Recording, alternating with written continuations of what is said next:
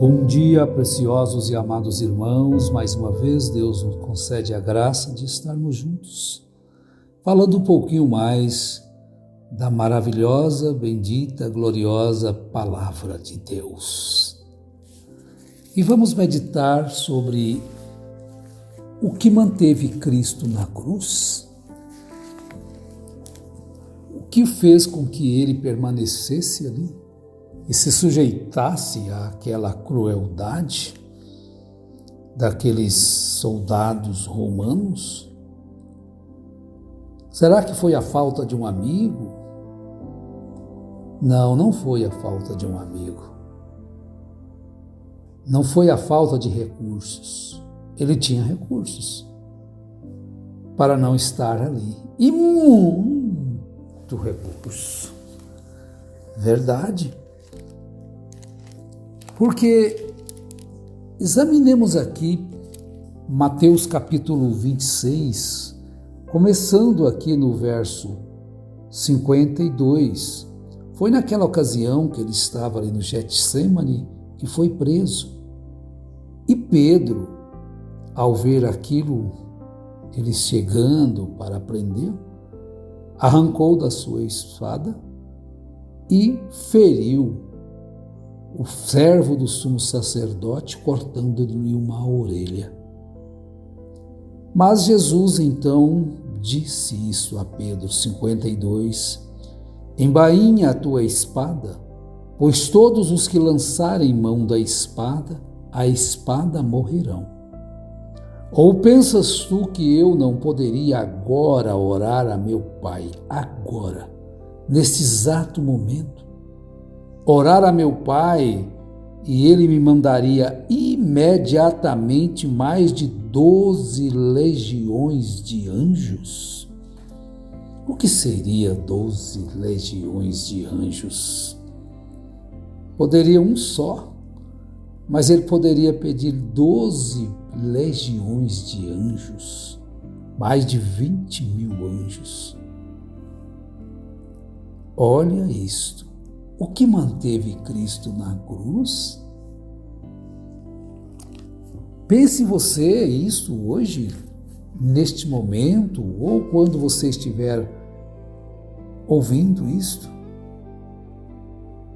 Vamos lá, descobrimos que não foi a falta de amigos, não foi a fraqueza humana, porque em João capítulo 10, ele disse, verso 17 e 18, ele próprio afirma que ele daria sua própria vida para tornar a tomá-la. Então não era falta de recursos também, de forma alguma. Porque ele deu a sua própria vida para nos colocar na vida. Deu-nos a sua própria vida para nos colocar na vida. Não é isto algo maravilhoso? É algo glorioso, esplêndido. É algo tremendo que nós podemos parar, devemos parar e meditar sobre estas coisas, porque elas são gloriosas e maravilhosas para a nossa jornada. Em Isaías 53, muito conhecido, nós encontramos no verso 5 que ele foi ferido pelas nossas transgressões e moído pelas nossas iniquidades. O castigo que nos traz a paz estava sobre ele, e pelas suas pisaduras fomos sarados.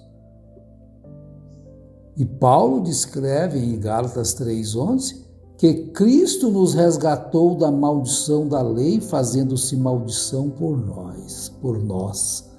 Pois está escrito, maldito todo aquele que for pendurado no madeiro. Mas ele se tornou maldito, tomou a nossa maldição. Exatamente. Então, o que manteve Cristo na cruz? Porventura foram as suas falhas? Foram as suas transgressões? Foram suas maledicências? Foram suas mentiras? Foram seus enganos? Não. A Bíblia nos mostra que quem manteve ele na cruz foram exatamente os nossos pecados, aos quais já citamos aqui. Ele se tornou então substituto nosso. Ele deixou ser ferido por causa das nossas transgressões e não das suas. Ele deixou ser moído pelas nossas iniquidades e não as suas. Ele não estava ali buscando paz para si mesmo, mas para trazer paz a nós. Ele não estava ali para morrer, para trazer coisas em benefícios seus, a não ser nos salvar, nos redimir, porque Ele nos amou. Então, mas Ele estava ali para nos resgatar da maldição da lei, fazendo-se maldição por nós, pois está escrito. Então veja que Ele se tornou o nosso substituto. Então, por causa de que e de quem Cristo estava ali, Jesus Cristo estava ali na cruz, sendo que Ele próprio havia dito que Ele poderia ter 12 legiões de anjos, e aquilo seria mudado num abrir e fechar de olhos. Mas Ele ofereceu-se a si mesmo uma só vez para levar os pecados de muitos. Hebreus 9, 28. E Ele mesmo levou em seu corpo os nossos pecados sobre o madeiro, para que, mortos para os pecados, pudéssemos viver para a justiça. Então foi para isso que Ele ficou. Foi isto que manteve-o pendurado até tanto de tempo ali, levando sobre si todo o pecado de todos aqueles que se arrependem. E Ele se manifestou para tirar os nossos pecados, e nele não há pecado. João escreve isso na primeira carta, capítulo 3, no verso 5. Ele morreu ali por o amor, foi o amor dele como Salvador bendito, glorioso, ao ver toda a raça caída de Adão, condenada à morte, condenada ao inferno, e para quebrar os ardis de Satanás, Ele esteve ali, Ele morreu, ficou sustentado ali, não por aqueles escravos, não por aquelas cordas, mas por amor. Mas por causa de mim, por causa de você, Ele manteve-se naquela cruz, para que nós pudéssemos hoje ter esta esperança, para que nós pudéssemos viver hoje com essa esperança da vida eterna. Ele estava no Getsêmani, Ele estava ali orando,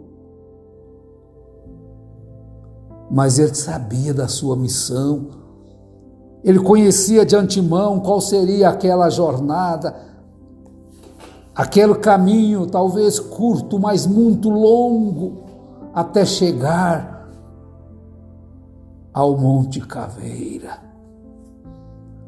até chegar ali naquele local alto. Ele esteve ali naquela condição. E Ele então disse ao Pai: se este cálice não pode passar de mim sem que eu o beba, faça-se a tua vontade. Conhecedor da sua missão, se Ele tivesse renunciado àquela cruz, quem poderia nos redimir? Porque Deus amou o mundo de tal maneira que deu o seu Filho unigênito, para que todo aquele que nele crer não pereça, mas tenha a vida eterna. Ele sabia. O único Pai, o único Filho, gerado por o próprio Deus. Os demais são filhos por adoção. Foram criados por Deus. Mas ali estava o seu unigênito Filho para dar a sua própria vida para que nós pudéssemos obtê-la, essa vida. E ele também a obteve, conforme já vemos João, capítulo 10, versos 17 e 18. Mas, meus irmãos, a resignação, a vontade divina o manteve ali. Todavia não se faça a minha, mas a tua vontade. Foi resignado até o fim. A resignação o manteve ali naquela cruz. A lealdade a um propósito eterno. A lealdade a um propósito eterno fez com que ele permanecesse ali sustentando aquele peso, aquela agonia, aquela dor, aquela angústia. Mas ele não fugiu do propósito. Nós somos tentados, às vezes, a sair, a fugir do propósito de Deus. Mas Jesus permaneceu no seu propósito. Para quê? Para que hoje eu, você, nós estivéssemos em nossos corações, esta esperança, esta segurança de que quando esta vida aqui terminar, quando este tabernáculo aqui se desfizer, temos de Deus um edifício, não feito por mãos, mas eterno, mas glorioso. Oh, que coisa maravilhosa! Foi o plano predestinado da salvação. O manteve ali e ele cumpriu este propósito, que nos salvou, que nos chamou com uma santa vocação, que não foi segundo as nossas obras, mas segundo o seu propósito e a graça que nos foi dada em Cristo Jesus antes dos tempos eternos. 2 Timóteo 1,9. O que o manteve ali foi justamente esse propósito e a graça que nos foi dada em Cristo Jesus antes dos tempos eternos. Deus já tinha visto tudo aquilo, já tinha nos colocado os nossos nomes no livro da vida do Cordeiro, antes da fundação do mundo. Pois o que dantes conheceu também os predestinou para serem conformes à imagem de seu Filho, a fim de que ele seja o primogênito entre muitos.